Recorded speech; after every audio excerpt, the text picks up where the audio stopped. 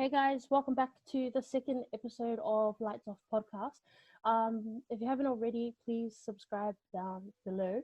And today, we're excited because we have Gemma Schnaubelt, current PNG Orchids and Sevens player. So Gemma, welcome to the podcast today. Hi. For those that don't know who you are, please enlighten us who you are, what you do, a bit of your background.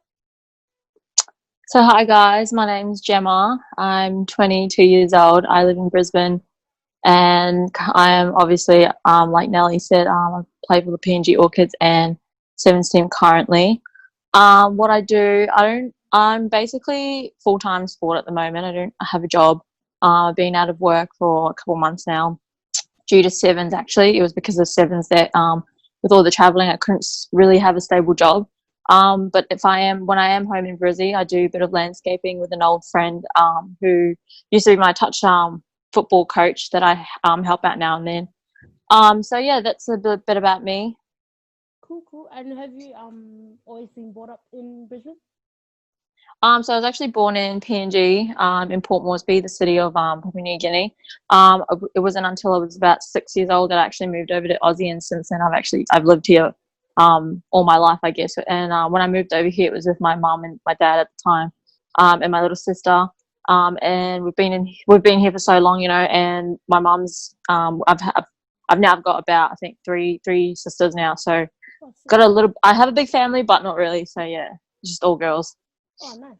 And you mentioned like footy. Is that the only sport that you play?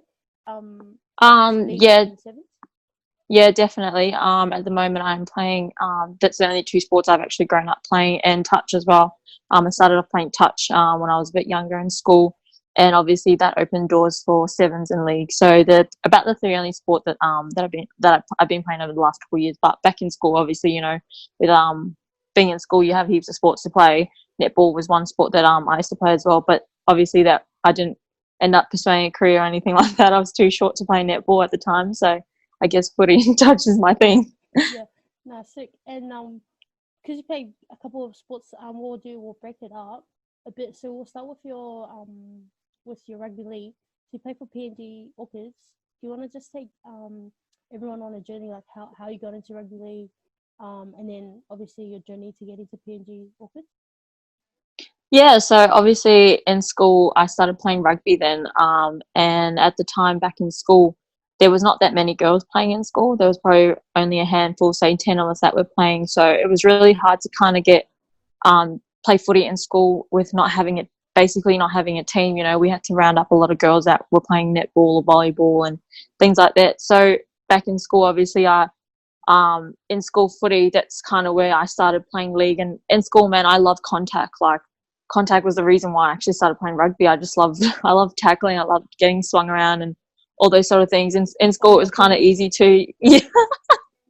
I wish I was kind of smaller in school, so I was the one that was getting bullied all the time. But that's how it all started. And then obviously sevens, I picked up sevens along the way in school as well, and after school. A couple of the girls, at the time I knew, and I went to school and I was associated with a lot of like islanders. I was surrounded by a lot of islanders, and one of my best friends, she was the one who pulled me aside and was like, "Oh, do you want to come try sevens for Queensland Samoa Sevens?" And I was like, "Yeah, why not?" So that was kind of where my sevens journey started as well, back in school, playing for Queensland Samoa Sevens that was based here. And at the time, the coach was actually Anna Fotu, which I know, we all know Anna, yeah, and she was a mad coach back then, and she's probably one of the reasons why I kind of am where I am now. I learned a lot of sevens from her, being under her coaching. So that's how my rugby started out of, and obviously I developed over the years getting into club, and I was sort of the player. I'd never really played Div 1, which is really weird because people would always tell me like, what club do you play for? And I'd be like, I play for this club, and they'd be like, oh, what div's that? And I'd be like, oh, Div 2, and they're like, well, why aren't you playing in like the top grade? Like, why don't you? But back then I didn't really have much confidence, and I was really young, and I'm still young now. I'm 22, so it wasn't until like maybe last year and the year before that I started telling myself like, you're good enough to start maybe pushing yourself to be playing against the best or among the best and things like that. So my lead up to playing for the Orchids was last year when I joined the Panthers, West Brisbane Panthers, and we obviously made the final, which was such a, like, it was so much fun. And I actually joined the girls really late into the season. I think Julie Robinson, a couple of other girls were injured. So Sally, who was playing, she's, one of my best friends, and she's like an older sister to me. She was on who actually got me in the team. She's like, come and play, give it a shot, playing Div 1, why not? You're good enough. And at the time I was like, oh yeah, not really. But I ended up doing it, and I played, I think 4 or 5 games, and that made me qualify for the West Brisbane Panthers team to play in the finals.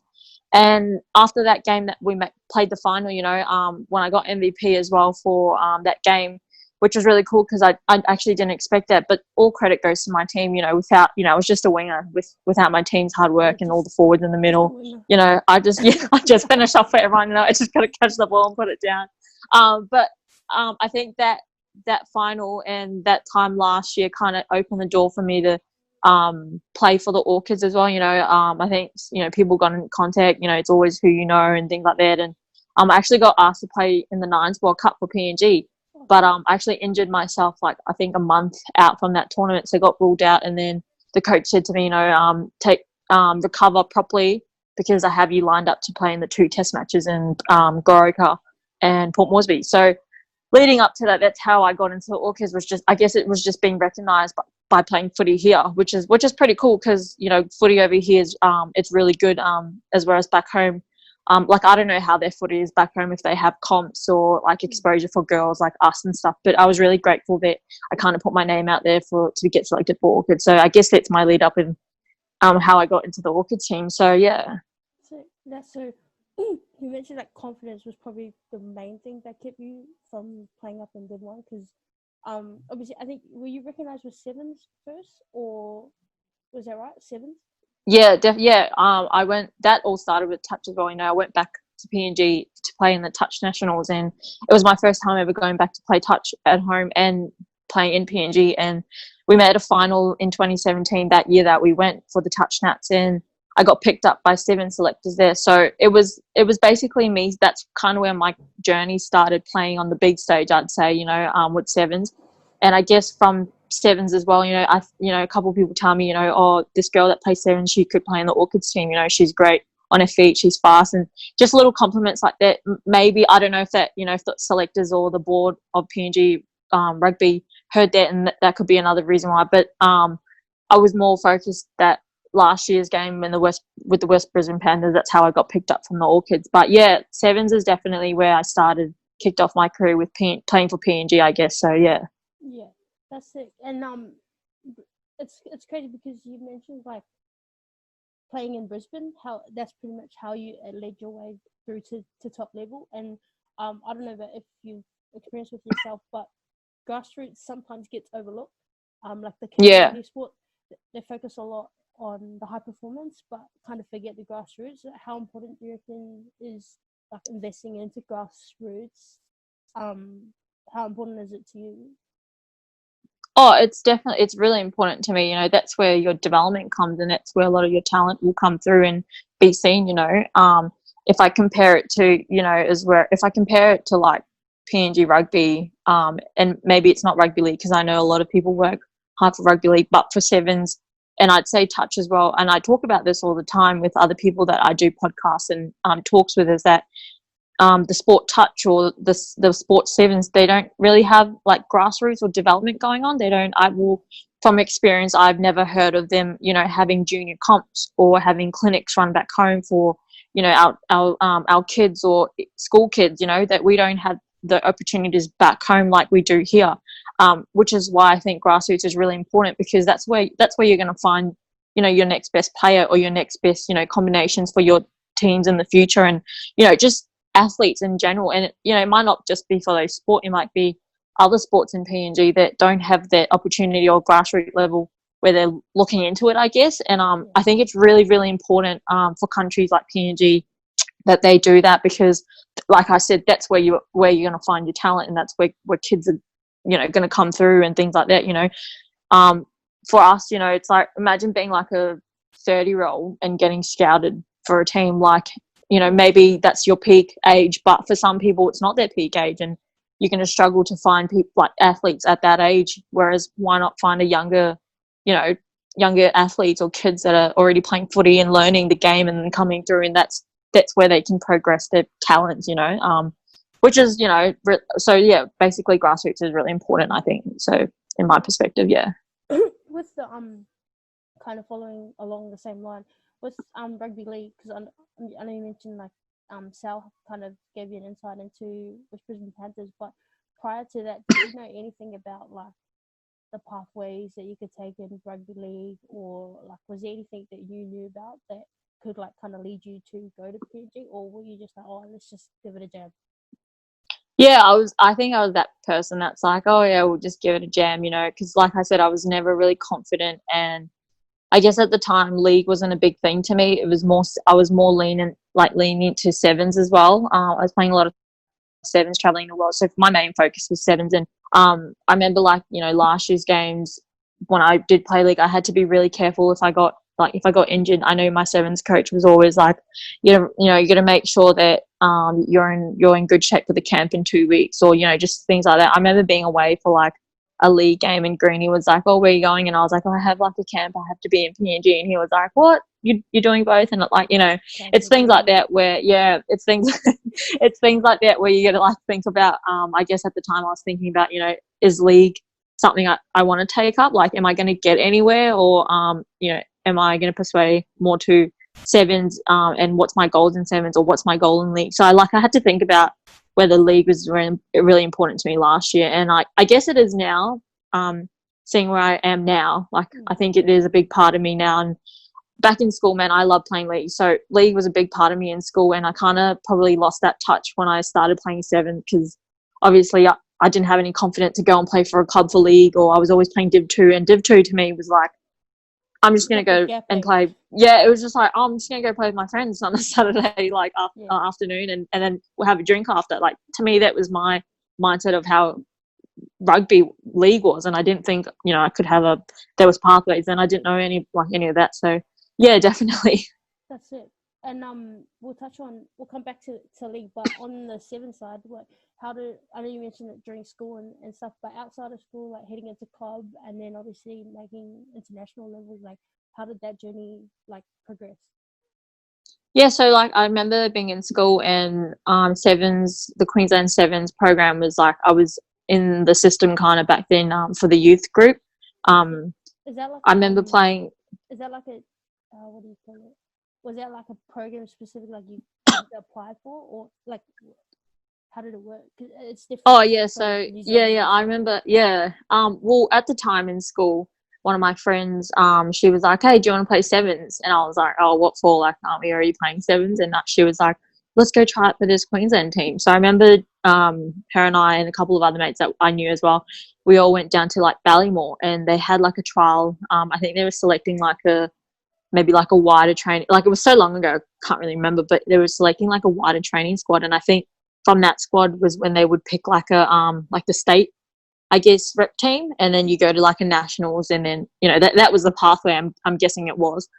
So I don't remember. I think I got injured. I'm pretty sure I got injured even before the selections. I did my ACL back then, and I was really young. So it kind of, for me, it was like I wanted to start playing rep for sevens outside of school and club for Queensland Reds, but due to my injury, I couldn't really go on. And that's all I remember was playing a few tournaments here and there to get selected, and then getting picked up for PNG was, I think, like 2 years later from my ACL injury. I went back home for a touch nationals, like I said, and then out of there, we played a grand final, and the selectors just happened to be there. And I remember getting like a message 2 weeks later saying, hey, Gem, have you ever thought about playing for PNG for sevens? Blah, blah, blah, blah.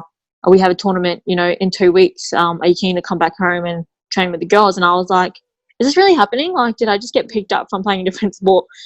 Which I'm really grateful for. If I didn't play that touch nationals, I probably wouldn't have got looked at. But it was more interesting because I think I got recognised because I got MVP of that tournament. So it just put my name out there, I guess, a little more, and a lot of people were talking about me around that time. So it was really cool to be a part of that. And that's how my sevens journey for PNG started as well.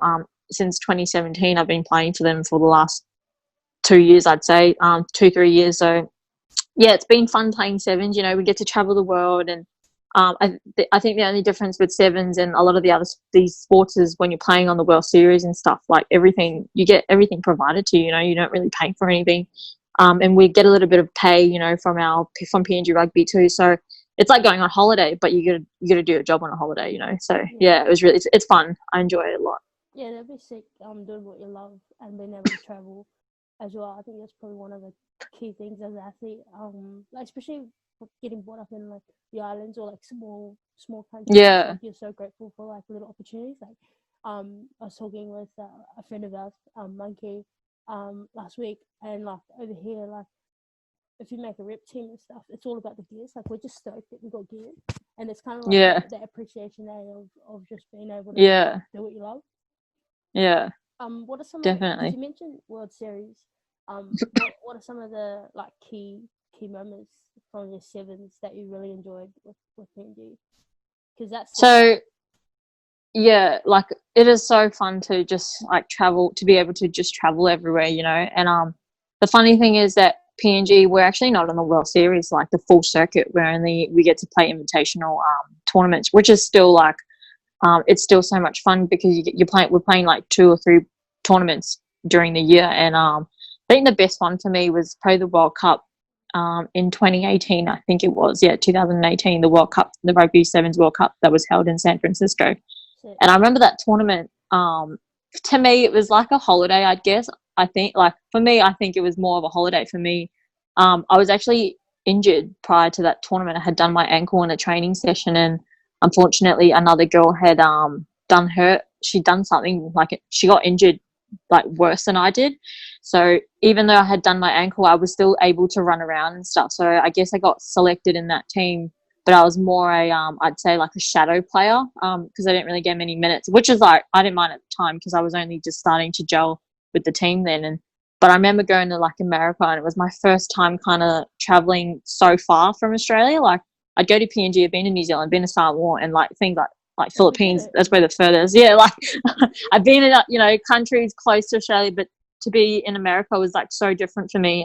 It was so far from home and so far from my mum. I remember like calling my mum, especially with the time difference. Like I'd call my mum every night and be like, "Hey mum, how are you?" And it'd be like daytime for me and nighttime for her. And she's like, "What are you doing?" "I'm trying to sleep." And I'm like, "Oh, I just miss you. Like, sorry, sorry, I'm calling just to talk to you." But that tournament was it was so much fun. You know, that was the first time I think as well that one of our girls actually scored like a really cool try against Australia as well. And I remember that she got like this mad, she Chelsea Greaser, for anyone who doesn't know her, she got like an 80-meter try, and Alicia Quirk had to like chase her, and that was so much fun. Like for us, even though we didn't, I think we only won one game, which was the last game, but that try, it kind of like was exciting for us, and it kind of showed what we could do on the world stage, you know, in bits and pieces of our games.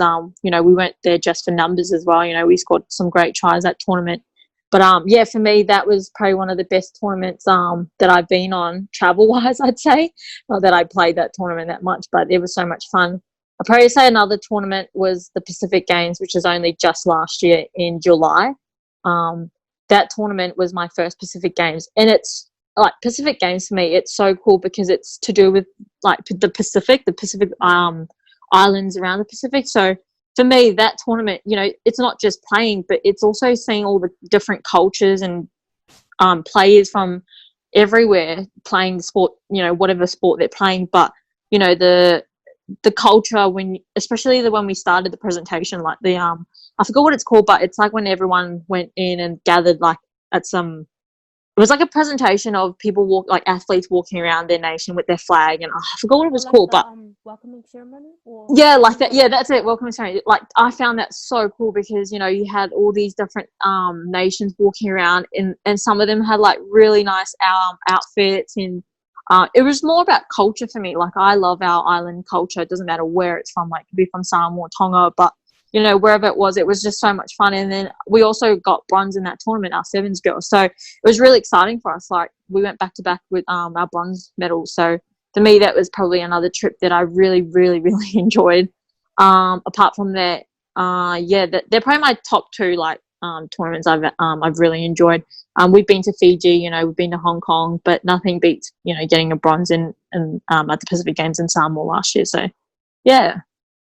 Flip it over to the league side. What are some of the like most memorable ones? Because I know most it's pretty recent. My memory's not too good with the years, but the PNG Orchids did have quite a significant memory recently. Do you want to just share some light on that? Yeah, that tournament. Oh, that not tournament, I would say, but that game, that test match.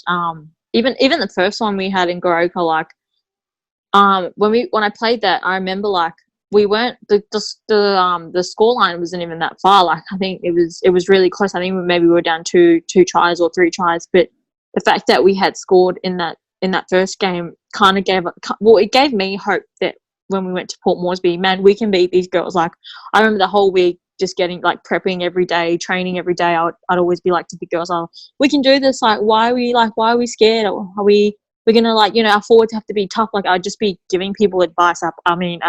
All my sisters advice every day at training and stuff, but I had so much confidence that we were going to win. I don't know why I had all that confidence. I guess it's just from the first game, knowing we went short but we could have won.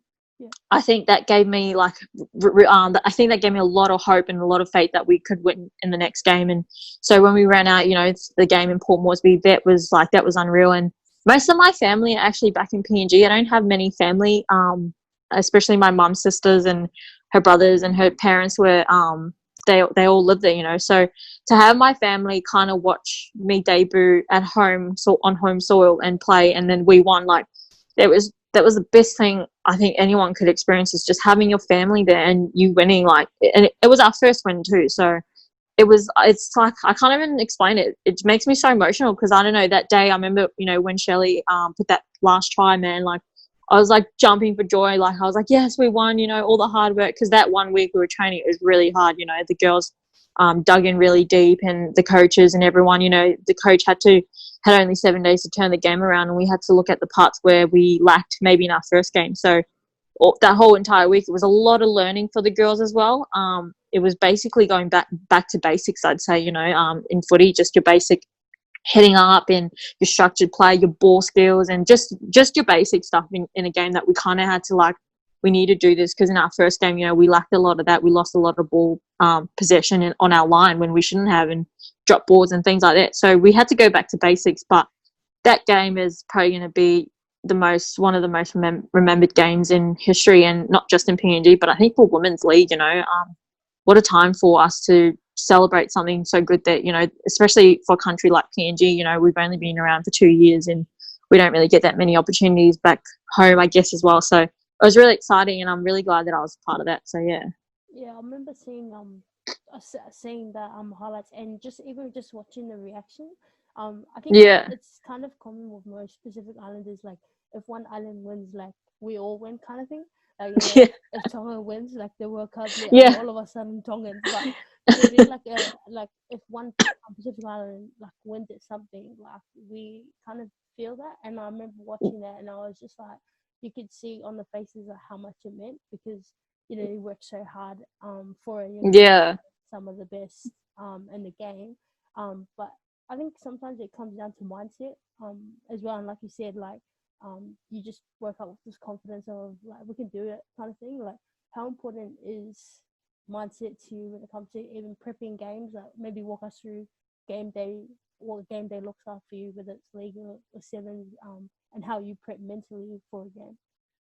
Oh, it's such a big thing, and for me, it is a huge factor, like, in a game mentally, you have to be switched on and everything. And, for me, my game day prep is, I always watch, I don't know if anyone else does this, but I actually watch videos of myself, like playing other games and stuff, or things that a coach might send me and be like, oh, you got to work on this. If you just look at this and how you play this, you might have to do that. So for me, that's my game day prep. That's how I prep for a massive game. And I remember sitting in the Orchids dress room, and I remember just like, I was just watching myself, and I was watching sevens videos and touch videos on myself, and I was giving myself confidence as, like, I'd be like, oh yeah, I have enough speed to beat that person. I have a great right foot. I can use that all the time. Or if I'm tackling, I always tell myself, like, I got to make sure I'm up close to someone and be aggressive, because I'm small. So it's things like that where that's how I prep myself. I tell myself, I build my confidence up. And I remember, like, going into the second half of the Orchids game, and I think the girls started feeling a lot of pressure, and I just told them, I was like, who cares about like who's around? Who cares about the crowd? You know, this comes down to you girls. If you want it, it's all in the head. And that last 10 minutes, I remember like after they scored the try to make it even, and I remember like I just being a fullback, you can see everyone, I guess.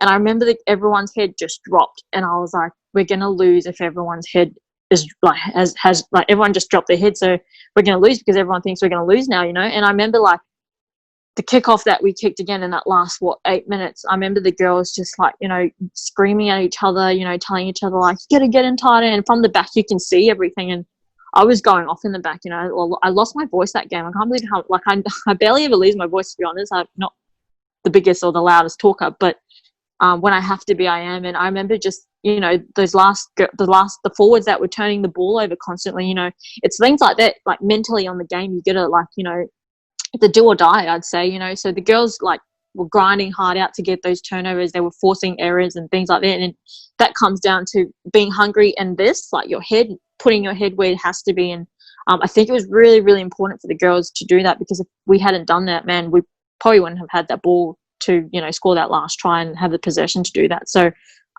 mentally it is a big thing, you know. And even prepping, you got to be in it to win it, I guess. And it starts up from here. And then physically, obviously, prepping and stuff like that. But for me, it's making sure that I watch myself and just giving myself a confidence boost, I guess. So then I know when I go out, I'm not doubting myself. You know, if I miss a tackle, I'm like, oh, why did I miss that tackle? Like, it's things like that helps me boost my confidence. So yeah, that's it for me. Yeah, no, I think it's pretty cool because I remember like playing some footy games. Some of the most, I don't know if it's for everyone, but I love those moments when it's like a draw, or if it's like the last play and like if you miss that tackle, like they've won the game. Like I like those moments because it really, Yeah. like you can have all the talent in the world, but in those final moments, it comes down to mindset. So Yeah. I love that stuff, and it's good what you mentioned about preparation, because like anything, like preparation is key. But for athletes, I think not just the physical side, but the mindset. I think you pretty much nailed that one. Like if it's not all good up there, you'll struggle. Yeah. Exactly. Yeah. And you almost lose your purpose of why you're doing what you're doing. Yeah. No, that's pretty cool. Absolutely. Obviously, like most athletes, you have your successes, but you also have your struggles. And like you mentioned quite a few times that there was like different injuries and stuff like that. And as athletes, like obviously injuries is big key, but there's also other struggles and stuff that you go through. Do you want to probably give us a journey on maybe some of the injuries, or even like setbacks or setbacks or obstacles that you've come across, whether it be in union or league, that might help someone? Because the whole purpose of the reason why this podcast is for people to be able to hear from like athletes who have succeeded, and the journey behind it, because they would have come across some sort of obstacles, and if it can help just one person not quit on their dream, then we've pretty much done our job with the podcast. So you want to share your journey, I guess? I think for me, it's my biggest setbacks in everything, like to do, you know, the bad side of my career is probably just injuries and my family as well, you know. So I go back a couple years, you know, say my first, just before I made my debut for Sevens, that last 2 years before I actually got picked up by PNG Sevens was probably the worst 2 years of my life. I think I did my ACL and my MCL in a footy game or a touch game. I can't remember what it was, but that kind of set me. That was when I had an injury where it was the biggest injury I've kind of probably dealt with. And when you're young, it's kind of like, you know, you don't really know any better. You don't know how to, I guess, deal with things like that. You know, first thing you hear you're injured and you just want to cry, or you just want to like, oh, I give up. I don't want to do it anymore, because the road to, you know, being better is so long. And I guess I had the mindset like that, which was really bad at the time. And I regret it in some ways that, but like that comes down to experience. You know, I've never experienced that in my life as well. So, you know, when I first did my ACL and my MCL, it was just the hardest thing I had to cope with. You know, I was in a what do you call it, a knee brace for my graduation, because that's when it happened. It was just like it felt like I was in a knee brace for like 3 years. Like honestly, it just, every time it got better, I was like, oh yeah, I can play again. And once I started playing again, it it would come back to me. Like, it was just like a curse on me, and I hated that so much because it kind of made me like want to go down a road where I just wanted to give up, and I just didn't want to play sport, and I didn't want to do it because it was just hard. And I wasn't mentally strong then. I was really weak back then. And when I think about it, it's just like why did I think like that? Like, now, if I saw myself like get another injury and stuff, I'd be on top of things. I'd be stronger about it. I'd want to grind out more and just be better. But back then, it was just horrible. And when I started playing sevens again, I think I had done my knee, and then I started playing sevens again, and it was all good. Like, it was good. It was going good for 6 months, and then I had done it again. I tore my MCL again, and it wasn't even the same leg. It was the other knee now. So during my sevens career from then and now, from 2017, I've dealt with like two bad knees, I'd say. And the hardest thing about my injuries to this day now that I deal with is that I have an injury where I don't have any cartilage left in my like knees. It's basically arthritis. So for me, I was seeing all these physios, all these doctors, and what I could do. And being an athlete, you just want to know, like, how is this going to get better? Is it going to affect me long term? And the one thing I keep getting told is that if I want to walk in 5 years' time, I've got to stop playing sport. And that plays on my head to this day. And to me now, it's like, man, my legs don't feel like they're going to give up. They're going to give up on me in 5 years. They're still going. I'm still running and stuff. So I guess for me, it's like I have my days of when my knee wants to be good to me, and then other days it's like, no, I don't want to be your best friend. I want to like stop running and things like that, which is really hard. I've had to put it up for it now for 2 years. So for me, that was the hardest setback, I would say. And I think it wasn't last year, maybe the year before. I was doing some testing for, I think, sevens or something. I think it was last year, maybe just the beginning of 2018 or the end of 2018. I did like a heart test, and I found out that the lower chambers of my heart pump really slow. And so at the time when I got told that, I was like, oh, what does that mean? Like, is that a bad thing? Am I going to die? And I remember the doctor telling me, oh, you'd have to see like a different doctor for another opinion as well, and do all these other testing and stuff. So for me, that still plays in my mind, because when I got told that, I actually couldn't play sport anymore, because sometimes when I would run or do like fitness, I'd say my head starts to get dizzy. And one of the signs for that is like, that means my heart's like slowing down, or it's not pumping enough blood and stuff like that. And to this day, I actually don't know why my heart's like that. I kind of gave up on looking for answers, because every time I would look for answers, doctors were just telling me, you can't play footy, you can't do this, you can't, like, you can't run. And, if you're going to run, you can only take a jog. And to me, it's like, so where am I left now? And at the time, I was like close to giving footy up, and that was like the beginning of last year. I was almost giving footy up. And I think that's another thing I was dealing with last year, it was mentally draining me, because I love footy. Footy's my life. What am I going to do without it, And to this day, it still plays on my mind. Like, when I'm training and stuff, I still struggle knowing that my heart could, give up on me, or I could, faint, or something happen to me and stuff like that. So it's mentally draining. But I've learned to kind of, how would I say, I learned to fight that fear. And I've just mentally just told myself, like, if it's meant to be, it's meant to be, like you got to keep, if you want this, you just keep driving for it. And, for me, it's just, if my knees want to give up on me, then I guess that's it.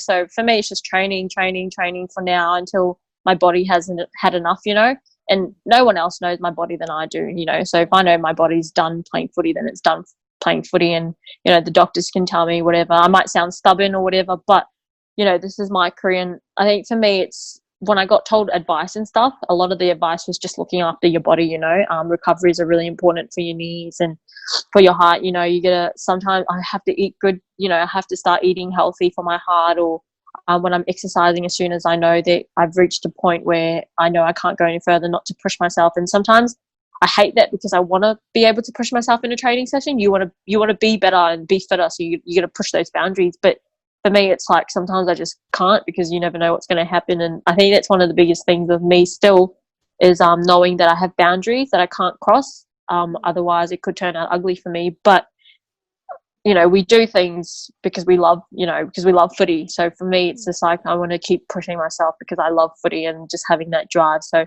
I guess for me, my biggest setback is knowing I have all these, health issues or injuries still now, and um, what can I do about it and things like that. So for me, that's what it is. And to this day, it still plays on my mind, and I don't know what else I can do about it, but push myself, I guess. That's pretty great. Like, and like just hearing it, like, for me, it's inspiring. Like hearing, like, listening to your determination before, and then finding out like your health one. Yeah, well, Because because no one really, like, I don't even tell anyone. I have actually never really opened about, especially my heart condition or my knees, or like no one knows it. Everyone looks at me and they're like, "Oh yeah, no, she's all good." yeah, So she just has tape on her knees. He can run still, and I'm like, "Oh well, easy. I'm some carrying days the I can tape. run, some days I can't run." Yeah, on both my knees. Yeah. So No, that's yeah, pretty that's cool. good. That yeah, Because I'm kind of in similar boat with doctors, just saying, yeah, I think that's probably one of the worst things you can hear if you've grown up playing sport, and it's something that you've wanted to pursue, dreams and goals and stuff like that. Probably the worst thing that you can hear from a doctor is you can't play sport. I refuse. Like, yeah, yeah, and sometimes when I used to get injured, I'd be like, I'm not going doctors because I just already knew yeah. what I was, and You I don't know want to what I hear want. it, yeah. But yeah, I'm a bit like same boat as you. Like just frustrated with doctors and stuff. But it's cool hearing, like your story because it inspires me to keep going, even though no idea what's going on with this body. But it's pretty cool, and I know that it'll inspire other people as well, just to keep going.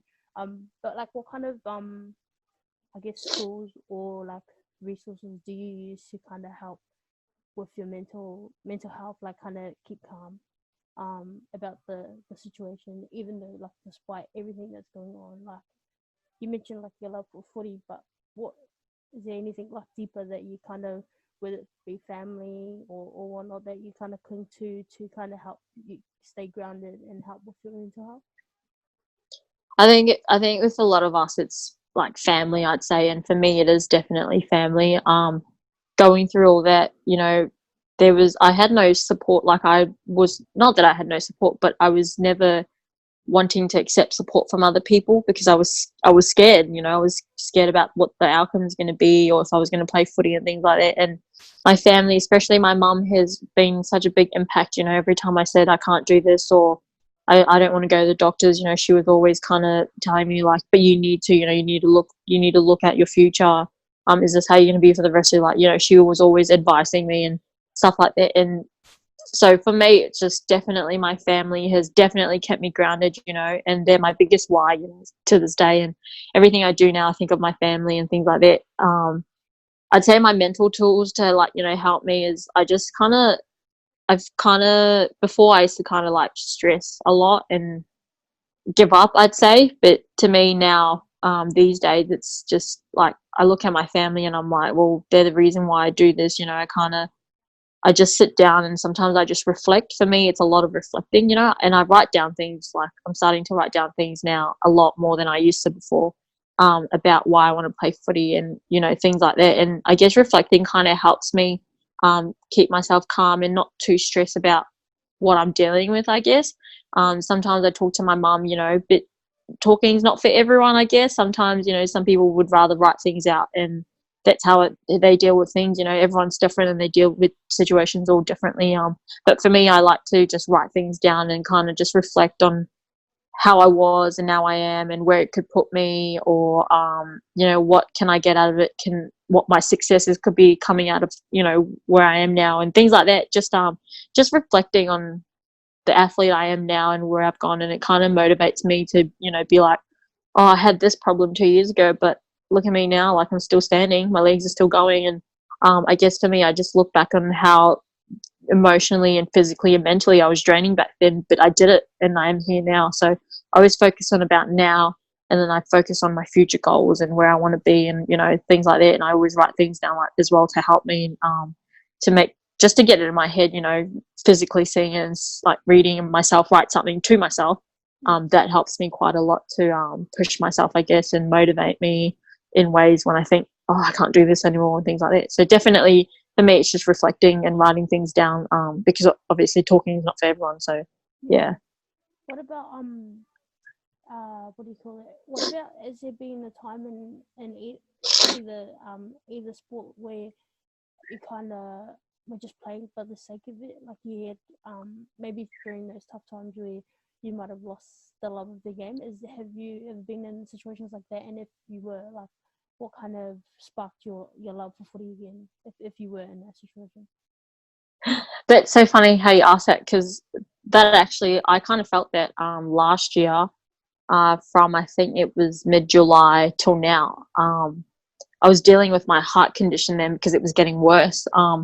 At trainings, I started to feel like hazy, and I was just at a point where I couldn't push myself to get fit anymore because of what my condition, my heart condition especially was. And around that time, it was the couple of months leading up to the Pacific Games that my knees were just like not in the best condition. They just didn't want to work with me. And so my body was kind of like, oh, I've had it. Like, this is where I was like, oh, I don't want to play footy anymore. And I kind of lost that touch of love I had for footy last year, actually. I was losing a lot of passion for it, and I was kind of like, oh, is this for me? Like, maybe with, all my injuries happening now and my heart, maybe it's a sign that I shouldn't be playing footy anymore and things like that. Yeah.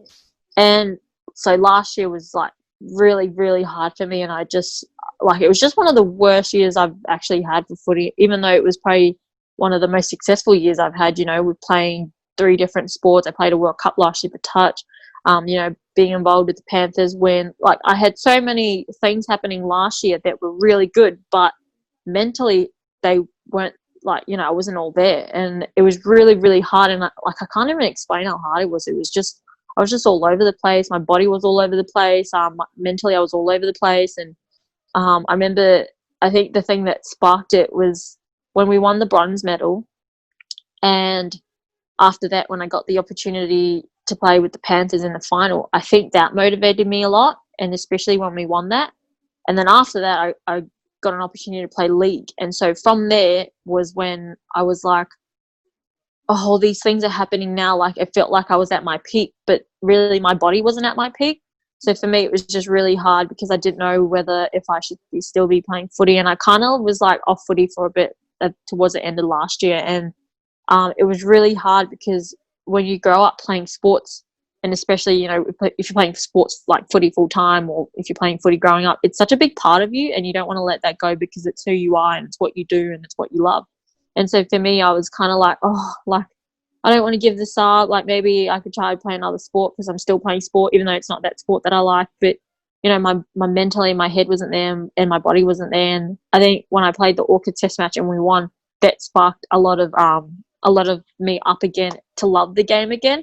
Yeah. And it was at that point I remember, and it was funny because at that time I was actually not just dealing with my body physically changing and my mentally just changing, but I had lost my grandparents around the same time that I was playing for the Orchids. That whole 2 weeks leading up to that, I was actually, before I got into camp, my grandfather passed away, and then a week later my grandmother passed away. So it was just like horrible, that whole from October, November, December, and like, what are we in now? January, March, April, May, like all these months have just been a real struggle. And I think after the Orchids test match, even though, because I remember, like, I told my nana, like, you guys have to be there, they were meant to be at that game. And when they weren't, I was just like, even like running out, I was like, oh, like, just one more game to get through, and then footy's done for the year, like, that's it, and I can look at what I want to do next year. And I think the good thing is that when we won that, it kind of like, it just brought this whole different feeling that, oh, I love this game so much. Why would I want to quit now? Like, you don't give up on, like, I shouldn't give up this. I don't want to give it up. And after that, I really planned out, when I came back home, I planned out what I wanted to do this year. And a lot of was based around rugby, especially league. And last year, at the beginning of this year, I kind of looked at my sevens schedule, and for sevens, I think because it's Olympic year, it was Olympic year, eligibility for us Australian-based PNG players, it was kind of like we had to, do a passport up or do our citizenship and get a dual citizen for us to be able to play at the Olympics. And so that took another toll on my head, and I was like, oh, I'm going to have to fork out money now to get this paid out so then I can just play in the Olympics for my country. And so that kind of made me turn towards league more now, because I know with league, I don't have to stress about all that and things like that. And so I started training with the Panthers again and trying to get my groove back for league. And I guess and I guess, like, you know, the Panther girls, they're so fun as well, you know, they crack up, and like I'm sure you know that some of the girls are just like, you know, bloody, they're crazy. Yeah. And so I guess being around, you know, being around that environment, it made me start to love footy again, because you're just around good people. And I think for me that was the biggest thing, is that I just had to be surrounded by people, like really good people that are so positive, and, you know, things like that, because I was going through a phase where everything was just negative for me, and my mindset was like, everything is just bad, you know, there's nothing good in this world. Like, I was just thinking stuff like that. And I guess being surrounded by the Panther girls, the coaching crew, and people like that, it just helped me a lot, kind of bring my love back for footy. And I was so excited to play this year, and then all of a sudden coronavirus turns up, and now we can't play. So I got to wait next year to now start my league career. So, you know, Auntie Rona just kind of ruined all my plans for 2020. But that's kind of, you know, that's where my head was at, dealing with, you know, my grandparents' death. And for me, I've actually never really dealt with my family deaths and stuff.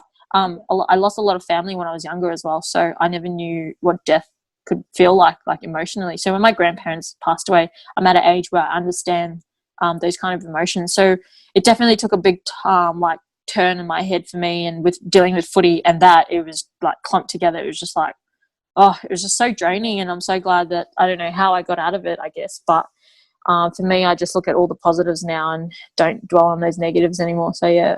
No, for sure. And before we wrap it up, you mentioned like the Panthers and that, like their support and stuff, like helping you through it.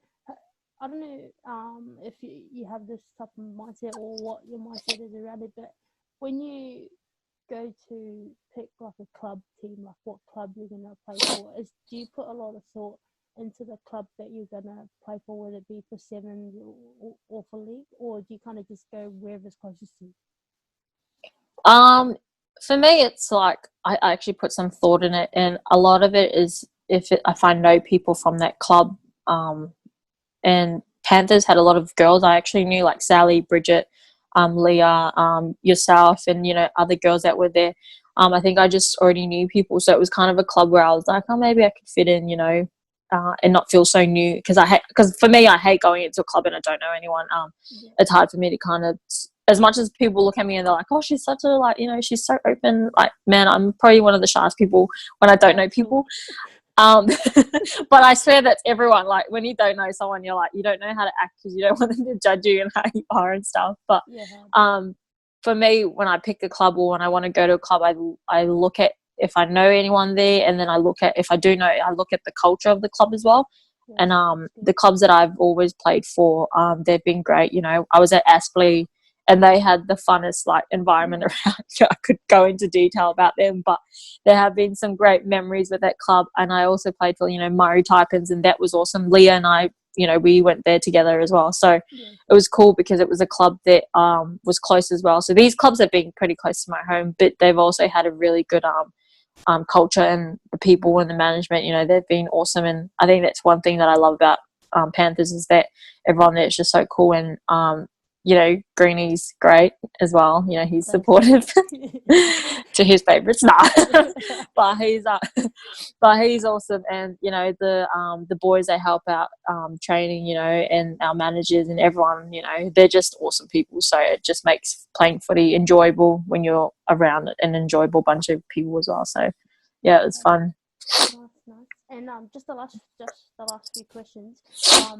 Firstly, with you've obviously achieved a lot already with sevens and just beginning off with rugby league as well. But is there like a goal or a dream that you're yet to achieve, whether it be in sport or outside of it? But something that you've perhaps even this year we're looking forward to, like kind of nailing. But obviously I'm going to interrupt you.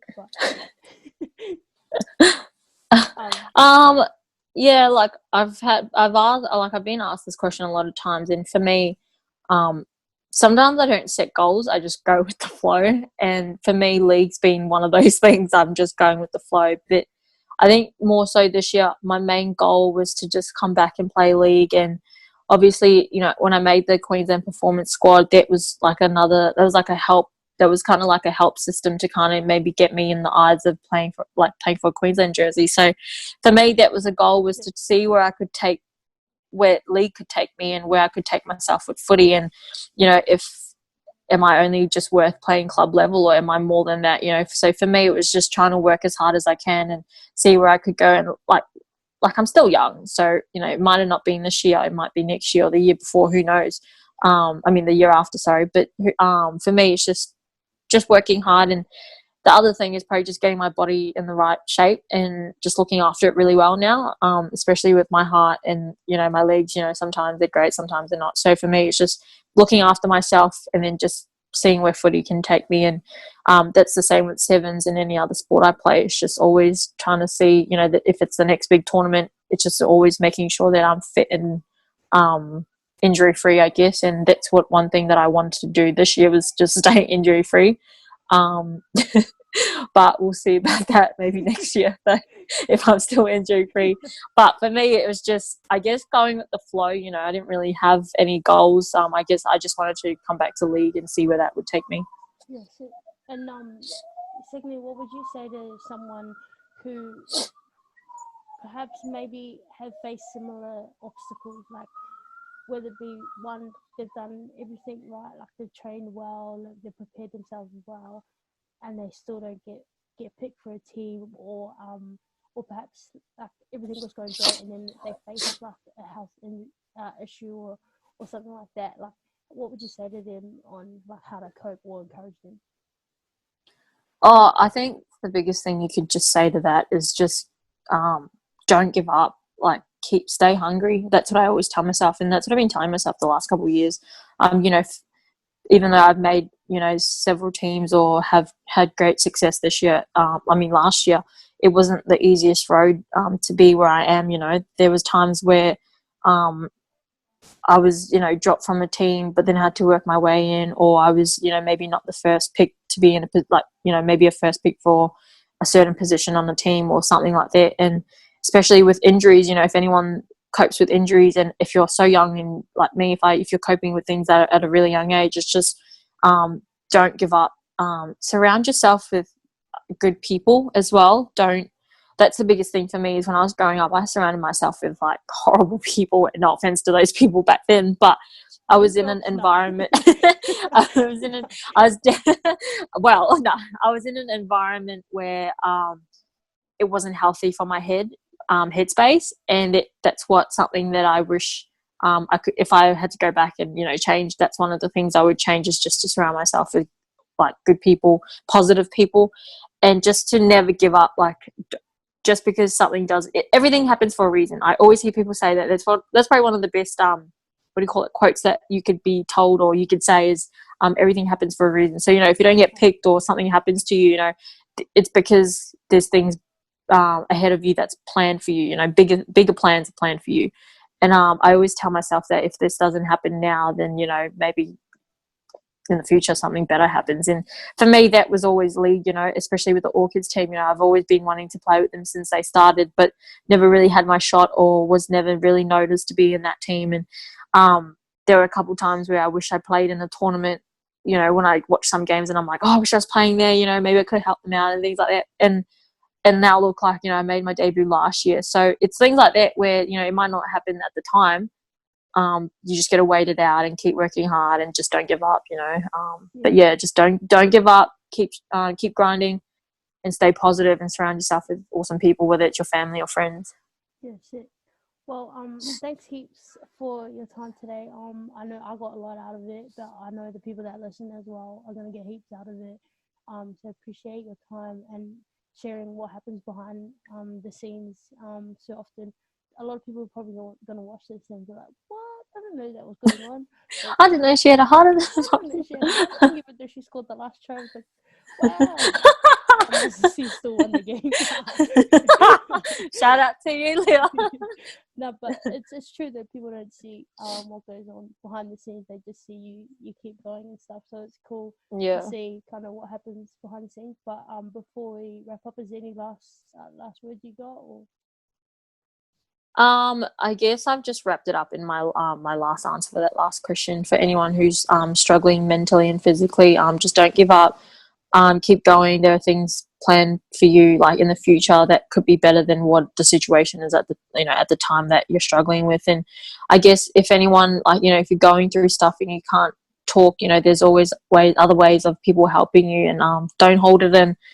Mental health is such a big thing for people these days, not just us, you know, players, but people in general. And one of the biggest things with mental health is that people are too scared to talk out. Don't be scared, you know, there are always people who want to help. And if anyone that's watching this is struggling, you know, I'm always a message away, and I'm sure Nellie's a message away, you know, where people like us are there for a reason that can help you through these times. So if anyone who's struggling, don't be scared. Make sure you talk out and reach out to us as well. So yeah, thanks for that. And thanks for having me. No, you're all good. If you haven't already, obviously subscribe down below.